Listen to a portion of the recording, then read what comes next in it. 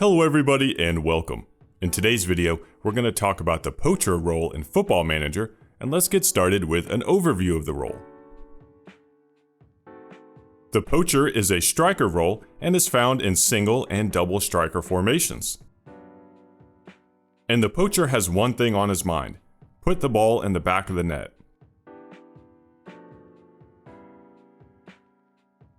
Because of this, his teammates are needed to supply him with the scoring chance.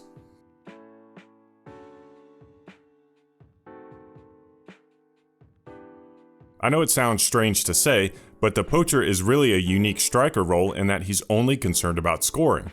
Other striker roles will drop deep, roam from their position, move into channels, but the poacher will always be at the top of your formation leading your line, and there's something to be said for that when making a tactic. In this highlight, the poacher is sitting in the center of the field while the ball is worked from one side to the other. He sees an opening and makes a run to get in behind the defenders. And here, the poacher is leading the line. The ball is advanced up the field and he makes a run straight to the front of the goal.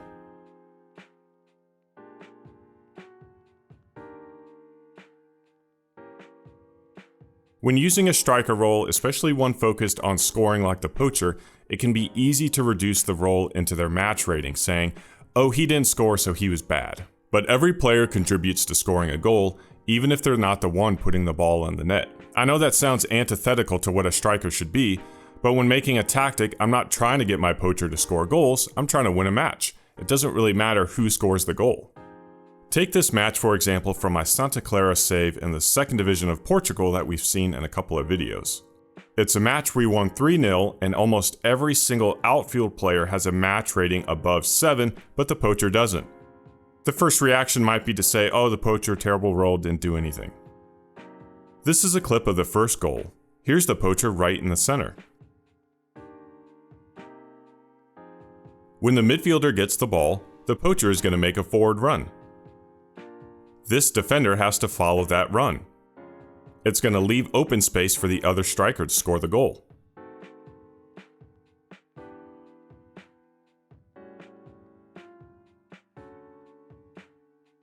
This is a clip of the third goal, a similar situation.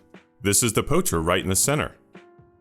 When we bring the ball back into the midfield, the poacher is going to make a forward run. Once again, this defender has to mark that run. It leaves open space for my midfielder to score the goal.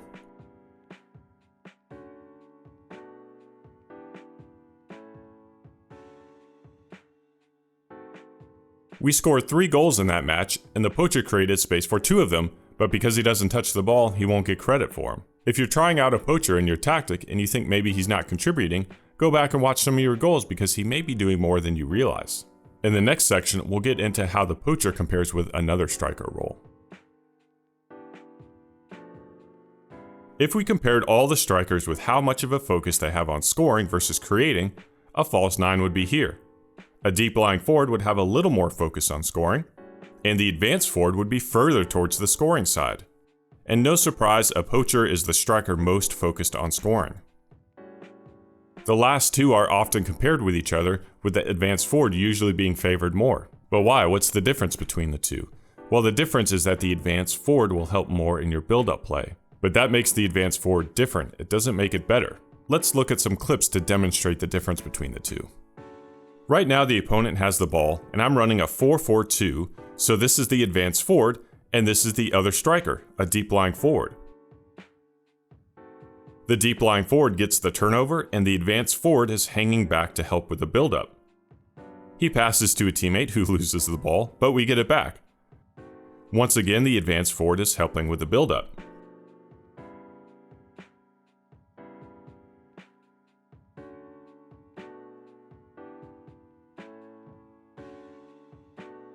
Here's a clip with the same 4-4-2, but now we've got a poacher paired along with a deep lying forward.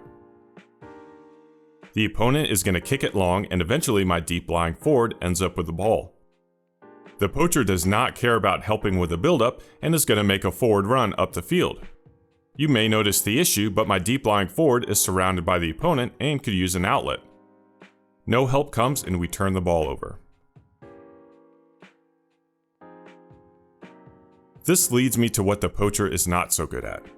They don't create chances for themselves, so your tactic will need to provide them with the chances they need.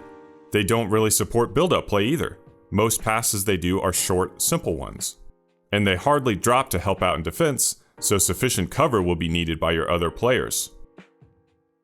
Those are some pretty negative traits for a player role to have, but they are outweighed by the positive, and I'm only going to need one of them. In my opinion, there is no role better at creating space for your team than the poacher. A poacher will create space that every single player role can benefit from. They will do it in the most dangerous areas of the field, and as we've seen, they will often be uncredited in what they do. But what does a poacher creating space look like? This is a 4-2-3-1 that I was messing around with at Austin FC in the MLS. Right now, our winger has the ball out wide. This is the poacher, and this is the segundo volante. The poacher is going to make a run straight to the goal line. The segundo volante, trailing behind, is able to take advantage of that space.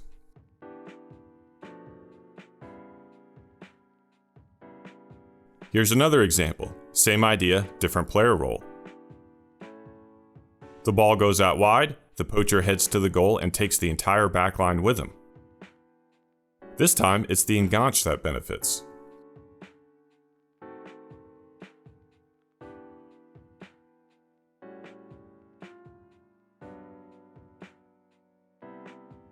Both an inside forward and a winger will work with a poacher and feed him passes. The inside forward can get into the penalty area to play square balls for the poacher.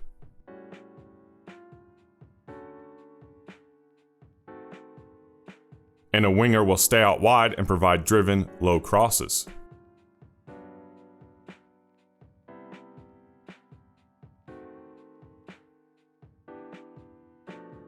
This is the type of passing you'll see from the poacher. Simple passes to teammates and then right back to the front.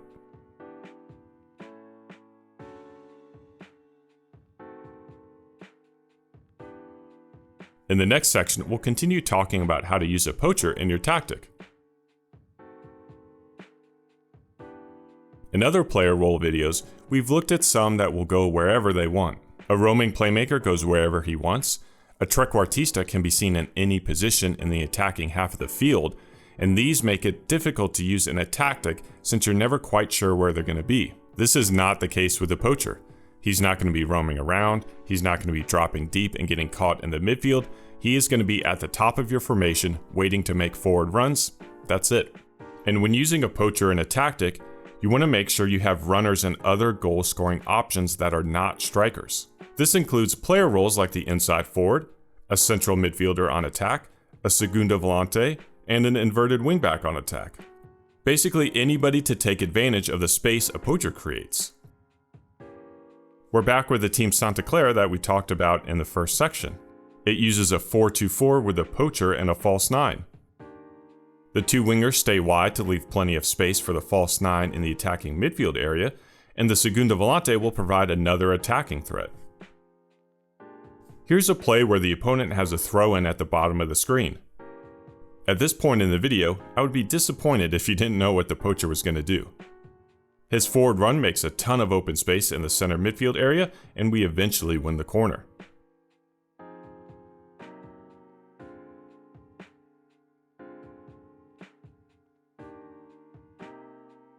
Here's a play where we are in red and we have the ball out wide.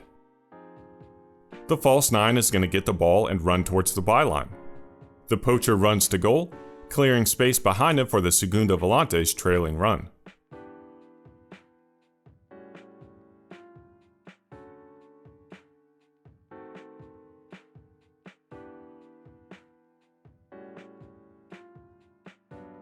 For the highlight breakdown, we'll look at how these two strikers can work together to create a scoring chance for their teammates. We start the highlight with my center back on the ball, and it eventually gets to the winger. This is the poacher, and he's going to get the ball. He'll make a simple pass to the false 9 next to him, and then make a run to the goal.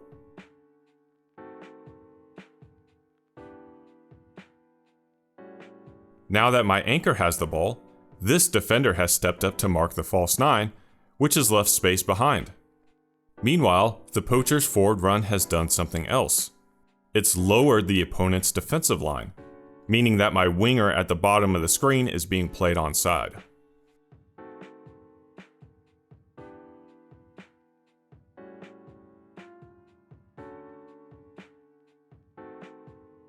As we watch the highlight again, pay attention to how the two strikers work together to create the scoring chance, but it's their teammates that get the goal and the assist.